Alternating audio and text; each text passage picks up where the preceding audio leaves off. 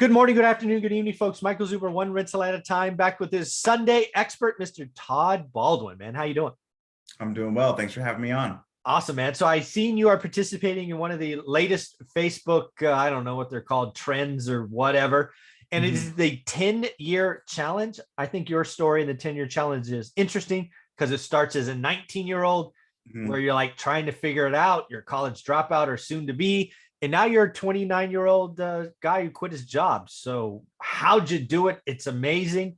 Let's remind people that 10 years is a long time and a short time. Right, absolutely. And I think probably the craziest thing is it didn't actually take me 10 years because when I saw this 10-year challenge trend, right? And I was 19. It wasn't until I was, I think, 21 or 22 that I actually dropped out of college to go pursue a career in sales. And that career is what allowed me to buy real estate. But yeah, I don't want to sound all cliche, but I really do think that if there's something you want to do, for me, it was building wealth and, buying properties and growing that real estate empire.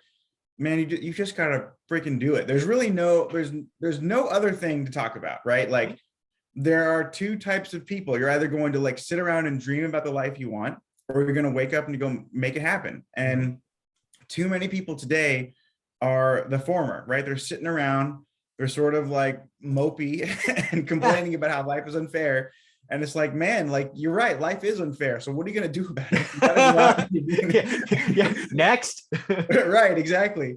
So yeah, I know that's sort of a segue from from the topic of this video, the 10-year challenge. But yeah, in this 10-year span, which really for me was more of a 6-year span, I went from a college dropout with a negative net worth of 30,000. So I had negative 30,000 net worth to multimillionaire in my 20s. And I did that through real estate. Oh, that's terrible. Well, you slacking again? I mean, I'm telling you, man. Exactly. So let's remind people. So you're 19 years old. These are my words, not yours. You didn't know what the hell was going on. You were just existing, right? Had you met your wife yet? I saw a picture. Yes, we met freshman year of college. It was very lucky. You were dating by 19 or just kind of casual friends? I think we had started dating when we were 19. So yeah, okay. We've been together now for about 11 years. Awesome. Okay. All right. So you met at the time at 19 though, you really didn't know. You were just dating. It wasn't, correct. You didn't know she was like the one. Is that correct? Fair? Yeah. Okay. All right. So you're in a relationship, you're figuring out, you're in college. Have you declared a major at this point?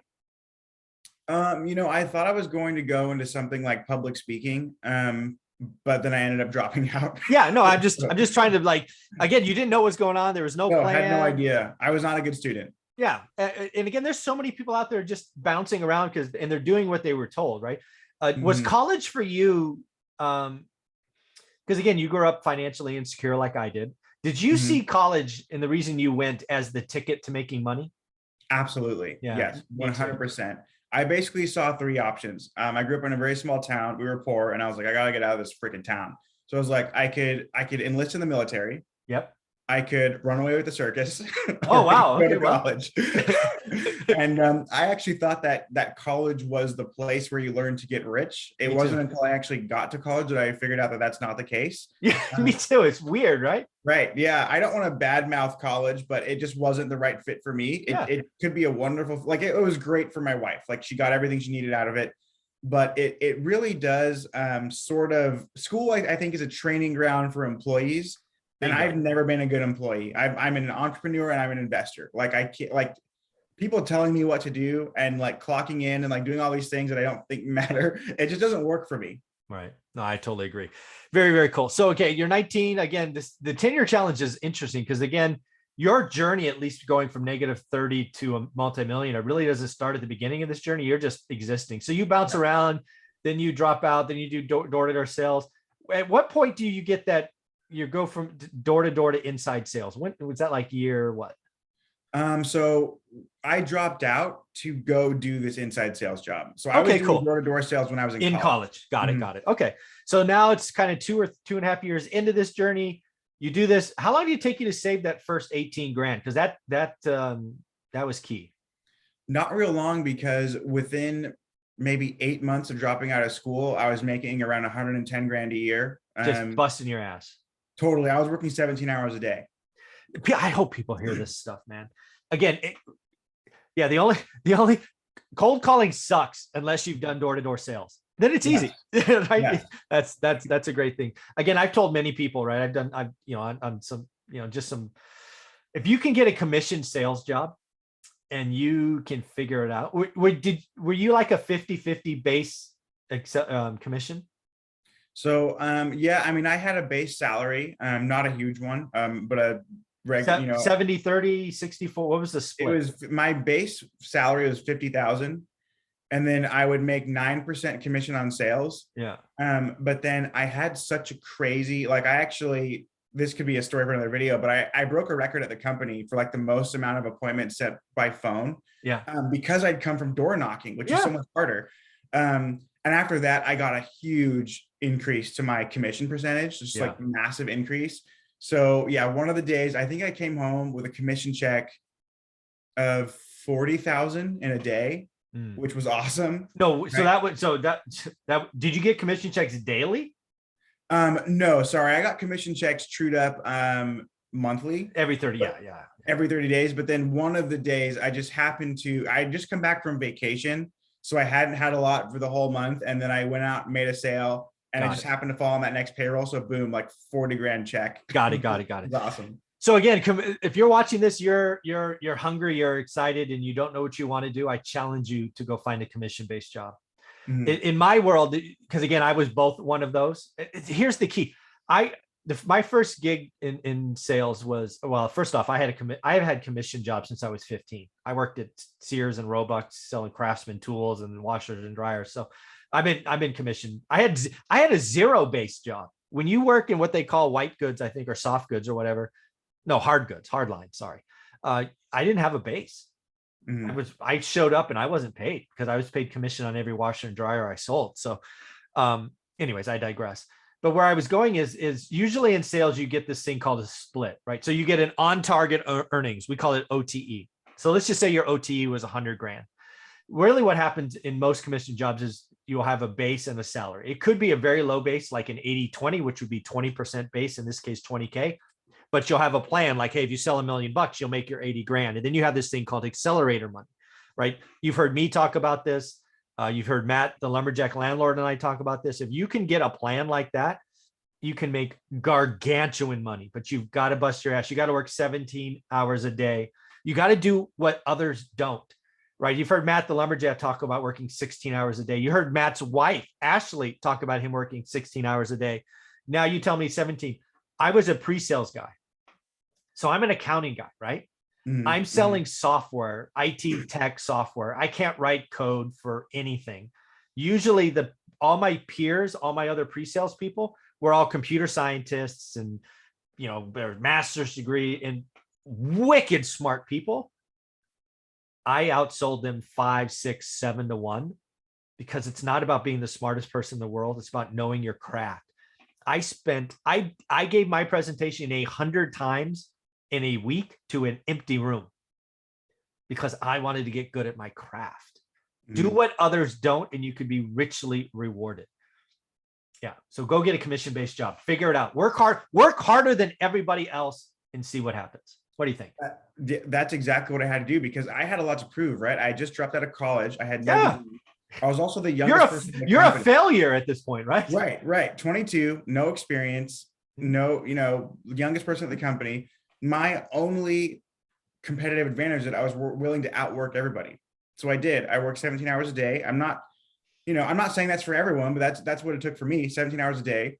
And within 8-9 months, I was making 6 figures a year. I took all of that. I bought real estate and I was able to quit my job, 4 or 5 years into it. And now I never need to work again because I did it all in a 4 or 5 year period. Yeah. Then the last thing to hit on this is one that I want people to catch on because,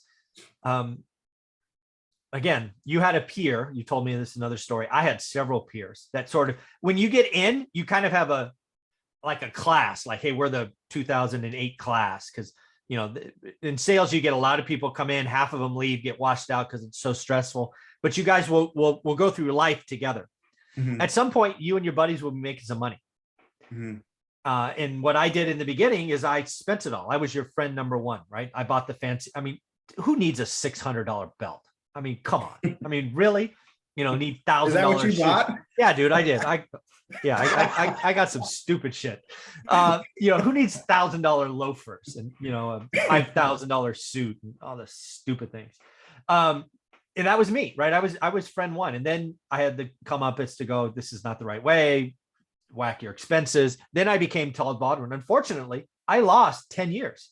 My journey doesn't start till 30, and you're freaking a multimillionaire at 29. You know how awesome that is, that you were done before I started? That is so awesome. Thank you. No, I mean, it's, people, I think that there's a problem where people want to look rich before they actually get rich, and it's holding a lot of people back. And again, like, I'm not here to judge anyone. No. Like, if you want a $600 belt, I mean, I don't know what the hell I would do. I'd probably lose it. Don't worry, I have several. Yeah, I have several $600 belts. No, it's just about, like, what do you want? And for me, the life that I wanted was, I wanted to be able to live a life without limits, where, like, now in my life, it wouldn't matter if I bought a $6,000 belt. Of course, right. It's not appealing to me, so I'm not going to do it. Yeah. But I could write a check for $6,000 for a belt and never miss the money, because I hustled and I didn't spend anything except for on real estate and food when I was coming up. I mean, that's really how I did it. And if you're willing to do that, if you're willing to have a high paying job and live like a student, and so you have this huge, like, just huge bulk of income that you're putting away, do that for a couple of years and you're set. Yeah. So again, my life changed when we started living on 50% of our income. And again, my wife worked, right? So I'm 50% of our income, because what happens is you're snowballing what you're buying, but you're also having the income snowball from the other assets. And then it just grows and grows and grows. So what do you think you were living on? So your peak earning, and again, you've always been living below your means. What do you think you were living on? Like you were living on 20%, maybe 10%? I mean, you were. I would, yeah. So last year, we made a lot of money, and I think I lived on not even 10%, maybe 5%. No, so let's remove the investment earnings, just your W-2. So. Oh, got it. Okay. In that case, yeah, probably 20% of my income. That's what I would have guessed. Yeah. Yeah. Because you got to live on some of it, right? You still got to eat, still got to go out a little bit. You got to enjoy life at least a little bit. But yeah, the most we got to, again, we were a family of 3, and kids, you don't want them to. Teresa never suffered. I don't want to say suffered.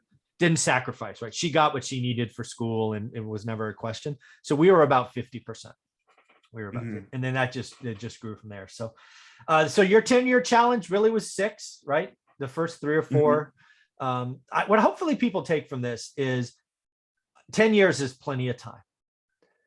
Everybody needs to, I don't know, sacrifice, suffer, struggle, whatever you want to call it, for 3 or 4 years.